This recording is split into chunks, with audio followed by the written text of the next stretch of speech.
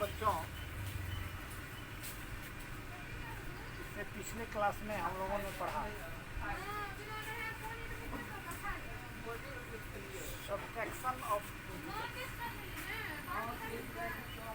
Subtraction of integers में exercise सी का कुछ क्वेश्चन हम लोग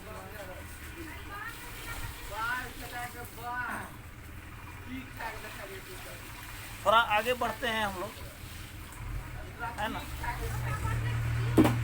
एक क्वेश्चन है,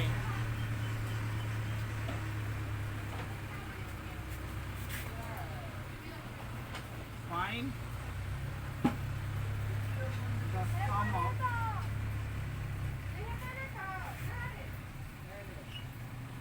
the sum of minus 99 and minus 400.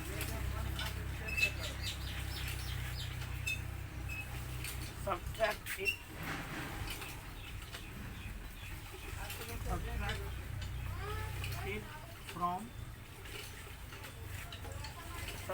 it from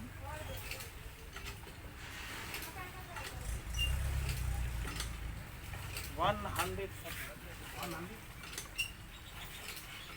ये क्वेश्चन। अब देखो, यहाँ कहता है फाइंड द सम ऑफ कितना एंगल। पहले तो इन दोनों का सम हमको फाइंड करना है, तो sum find according to question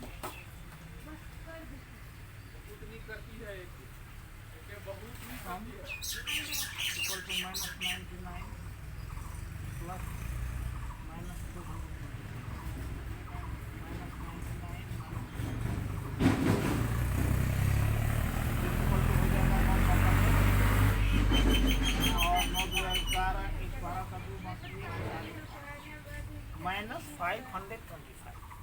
-525। अब कहता है इसको सब्ट्रैक्ट इट, इसे सब्ट्रैक्ट करना है फ्रॉम इतना।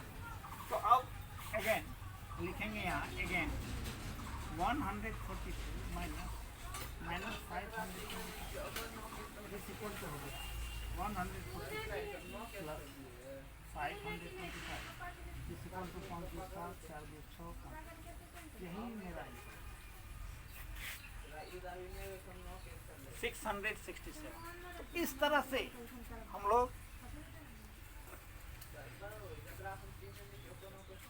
इस क्वेश्चन को डील करते हैं, है ना। क्वेश्चन को पहले समझना है, समझ के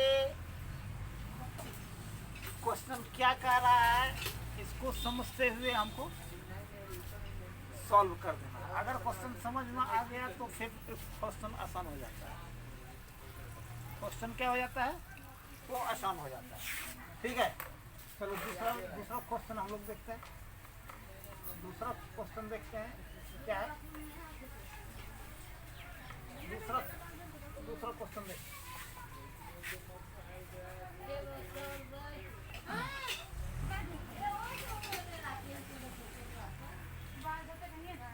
Subtract the sum of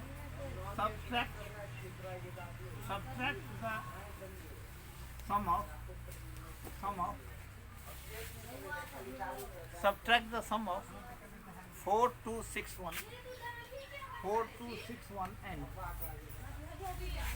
and minus 2391 from 891 865। अब देखो ये क्वेश्चन है, तो इस क्वेश्चन को हम लोग कैसे डील करेंगे। देखो ये कहता है सब्ट्रैक्ट द सम ऑफ इतना एंड इतना।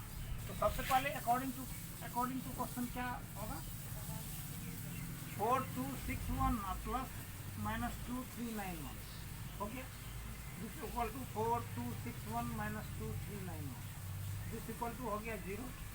16 में से 9 गया 7, यहाँ बच गया 3 1, 11 में से 3 गया 8, यहाँ बच गया 3 में से 2 गया, कितना बच गया? अब देखो सब्ट्रैक्ट फ्रॉम इतना, तो अगेन 864 माइनस 1870, 0 में से 4 जाएगा 6, यहाँ 6 में से 6 जाएगा 0, यहाँ 8 में से 8 गया 0, यहाँ बचा 1 माइनस, ये पूरा आंसर है ना। इस तरह से कुछ क्वेश्चंस ऐसे है ना। अब देखो एक न्यू टाइप का ये क्वेश्चन है, देखो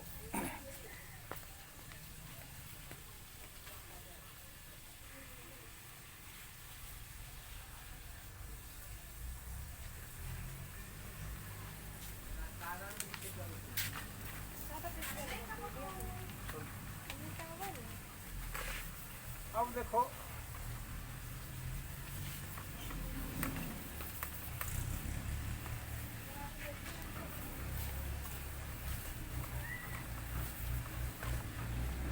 एक न्यू टाइप का ये क्वेश्चन है, सब्ट्रैक्ट इतना फ्रॉम इतना, subtract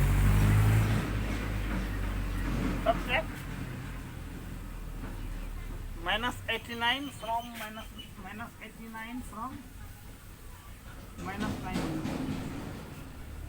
-95 and -46 to the result, and -46 to the result,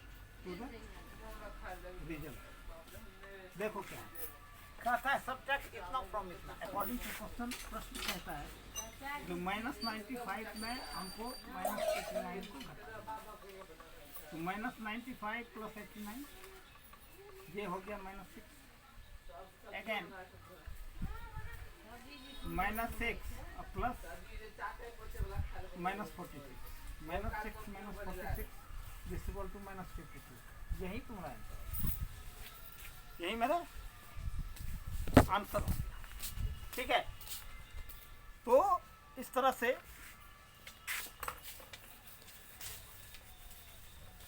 इस एक्सरसाइज में इसी सब टाइप का ये क्वेश्चन है, अगर माइंड को कंसंट्रेट करके बनाओगे तो कोई परेशानी नहीं होने वाली है, ठीक है, कोई दिक्कत नहीं, ठीक।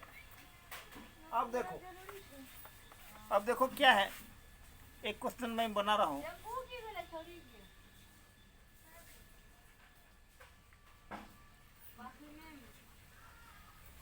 यानी अगर मैं सारा क्वेश्चन का मुआयना किया तो क्वेश्चन तुम्हारा इस ढंग से है, अगर तुम एक बार 2 बार क्वेश्चन पढ़ लोगे तो समझ में आ जाएगी, क्वेश्चन समझने के बाद सॉल्व करने में कोई परेशानी नहीं होगी, है ना।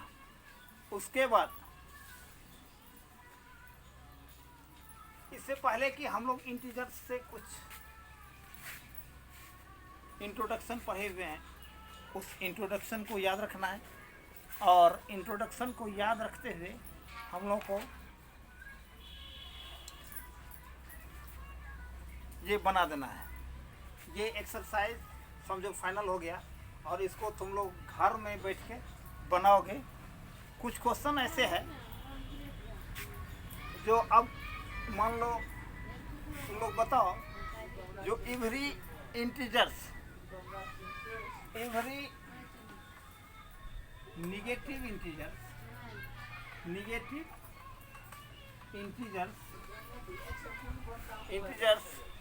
इज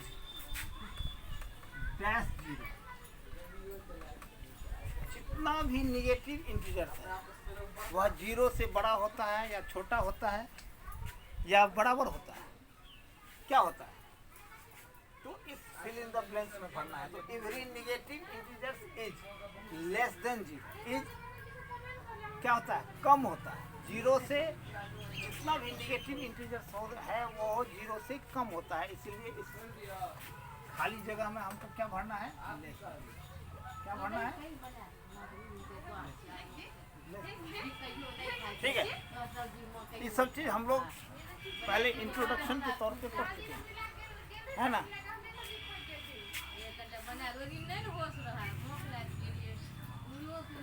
अब देखो कोई भी इंटीजर्स नंबर लाइन के जैसे integers which lie to the integers